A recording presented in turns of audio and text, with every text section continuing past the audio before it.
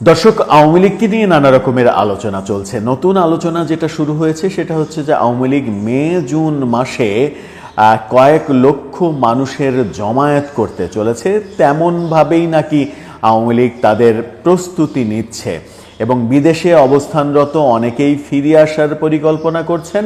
তেমন কিছু অডিও, তেমন কিছু আলাপ আলোচনা সাম্প্রতিক সময়ে বেশ আলোচনার জন্ম দিয়েছে।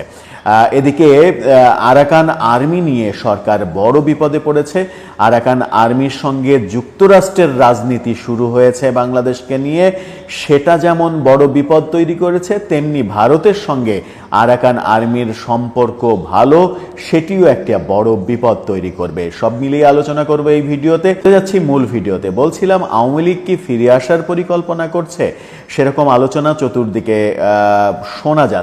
শোনা যাচ্ছে মে জুন মাসে আওয়ামী লীগ 10-15 লাখ মানুষের একটা শোডাউন করার চিন্তা করছে। এই চিন্তা যখন করছে তারা, তখন আমরা দেখলাম যে বিএনপি পহেলা মে দিবসে ঢাকায় মহাসমাবেশের আয়োজন করেছে। অন্যদিকে হেফাজত ইসলাম মের 3 তারিখে মতিঝিলে মহাসমাবেশের আয়োজন করেছে।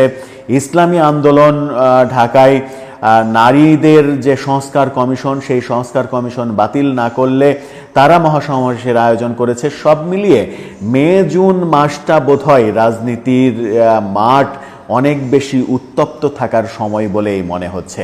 আওয়ামী লীগকে নিয়ে নানা রকমের আলোচনা চলছে। গাজীপুরের সাবেক মেয়র জাহাঙ্গীর আলম, তার কিছু অডিও বার্তা আলোচনা হচ্ছে চতুর্দিকে। তিনি বলেছেন যে দেশের বাইরে থেকে অন্তত 1000 নেতাকর্মী দেশে ফিরবে এবং দেশে ফিরে যদি তার মধ্যে 200 জন অ্যারেস্টও হয়, তাও স্টকে থাকবে 800 জন। সেই 800 জনই মূল ভূমিকা পালন করবে আগামীতে শোডাউন আন্দোলন এগুলোকে তীব্র করার জন্য। তারা নাকি প্রস্তুতি নিচ্ছে আগামী মে জুনে অন্তত 15 লক্ষ আওয়ামী লীগ নেতাকর্মীর বিভিন্ন রকমের বড় শোডাউন দেয়ার। এরই মাঝে গতকালকে আমরা অটোরিকশা চালকদের একটি আন্দোলন দেখলাম গুলশান বনানী এলাকায়। সেখানে অটোরিকশা চালকদের এই কর্মকাণ্ড দেখে অনেকেই বলছেন যে অটোরিকশা চালকরা আওয়ামী লীগ হয়ে ফিরে এসেছে। যেখানে যা কিছু হচ্ছে সেখানে সেটাকেই আওয়ামীকরণ করে এক ধরনের সংজ্ঞায়িত করার ব্যাপার তো আমাদের সমাজে অলরেডি প্রতিষ্ঠিত হয়েই গেছে। এখন আওয়ামী লীগ কিভাবে ফিরবে, আওয়ামী লীগ যে ফেরার চেষ্টা করছে সেই ফেরার চেষ্টা সফল হবে কিনা, জাহাঙ্গীর আলমের সেই বার্তা সফল হবে কিনা সেটা সময়ই বলে দেবে। তবে তলে তলে আওয়ামী লীগ যে সত্যিই ফেরার চেষ্টা করছে, ফেরার প্রস্তুতি নিচ্ছে, সেটা বিভিন্ন দিকের আলাপ আলোচনা একটা ইঙ্গিত দেয়। সব মিলিয়ে ধরেই নেওয়া যায় যে মে জুন মাস রাজনৈতিক মাঠটা, বাংলাদেশের রাজনৈতিক মাঠটা অনেক বেশি উত্তপ্ত থাকবে।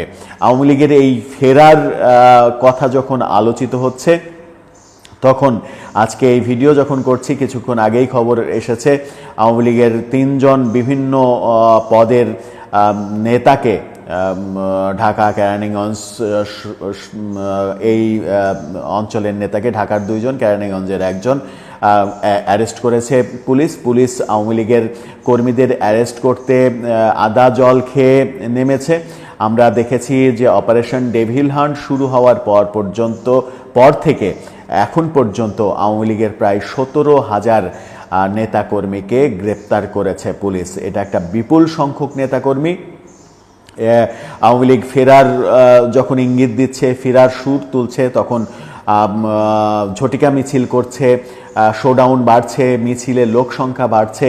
এটা নিয়ে সরকারও বেশ চিন্তার মধ্যে পড়েছে বলেই স্বরাষ্ট্র উপদেষ্টাকে সেই আইন বিবর্জিত ঘোষণা দিতে হচ্ছে যে আওয়ামী লীগের মিছিল ঠেকাতে না পারলে পুলিশের বিরুদ্ধে অ্যাকশন নেওয়া হবে।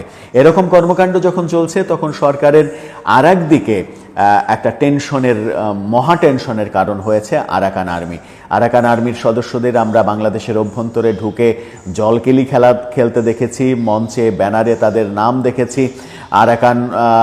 আরাকান আর্মির আয়োজনে সেই জলকেলি উৎসব হয়েছে। তারা সশস্ত্র অবস্থায় এই উৎসবে অংশগ্রহণ করেছে। স্বরাষ্ট্র উপদেষ্টা বলেছেন আরাকান আর্মির অনেকে বাংলাদেশে বিয়েও করেছে, তো বিয়ে করেছে তো কি হয়েছে, আপনার তো দায়িত্ব সেগুলো ঠেকানোর, আপনি ঠেকাতে পারছেন না, না পেরে আবার অযথা অপ্রাসঙ্গিক মন্তব্য করছেন, সেটাও তো একটা বিরক্তিকর ব্যাপার জনগণের জন্য। সরকার যখন এই ব্যাপারগুলো নিয়ে একটু চিন্তিত, তখন নতুন চিন্তা হচ্ছে যুক্তরাষ্ট্র থেকে শোনা যাচ্ছে নতুন চাপ এসেছে, যুক্তরাষ্ট্র থেকে চাপ এসেছে মায়ানমারে সামরিক সহযোগিতা দেওয়ার জন্য। মায়ানমারে যদি সামরিক সহযোগিতা দিতে হয় এবং যুক্তরাষ্ট্রের এই কথা যদি সরকার মেনে নেয়, তাহলে সেটা বড় ধরনের বিপদ আনবে সরকারের জন্য। সরকার যুক্তরাষ্ট্রের বর্তমান প্রশাসন, ট্রাম্প প্রশাসনের সঙ্গে সম্পর্ক উন্নয়নের ক্ষেত্রে কি শেষ পর্যন্ত যুক্তরাষ্ট্রের সেই অফার যেগুলো শোনা যাচ্ছে সেটা মেনে নেবে? যদি মেনে নেয়, তাহলে চীন, যার সঙ্গে এত সম্পর্ক উন্নয়নের চেষ্টা করছে সরকার, সেই চীন একেবারে 180 ডিগ্রি বেঁকে বসবে। ভারতের সঙ্গে আরাকান আর্মির সম্পর্ক যথেষ্ট ভালো, সেই ক্ষেত্রে সেটাও একটা বড় আশঙ্কার ব্যাপার। আরাকান আর্মি ভারতের সহায়তায় বাংলাদেশের সীমান্ত অঞ্চলে অনেক ক্ষতির কারণ হতে পারে। সব মিলিয়ে বাংলাদেশ একটি ত্রিমাত্রিক সমস্যার মধ্যে পড়েছে আরাকান আর্মি মায়ানমারকে নিয়ে। সেই সমস্যা কতটা কূটনৈতিক সফলতার মধ্য দিয়ে ডক্টর ইউনূস সরকার পাড়ি দিতে পারেন, সেটাই এখন দেখার বিষয়। তবে এই সমস্যা পাড়ি দেয়া খুব একটা ছেলে খেলার ব্যাপার নয়। সেটা যখন আমরা দেখছি, তখন প্রধান উপদেষ্টাকে কাতারে গিয়ে দেখলাম আবারও তিনি 7 সিস্টার নিয়ে কথা বললেন, ভারতের কথা বললেন এবং বঙ্গোপসাগরের একচ্ছত্র মালিকানা নিয়ে কথা বললেন। বঙ্গোপসাগরের একচ্ছত্র মালিকানা বাংলাদেশের, সেই ব্যাপারেও কথা বললেন। শুধুমাত্র এই কথাগুলোর কারণেই আমরা দেখেছি চীন সফরে গিয়ে এই কথাগুলো বলার জন্যই ভারত বাংলাদেশের সঙ্গে ট্রান্সশিপমেন্ট চুক্তি বাতিল করেছে।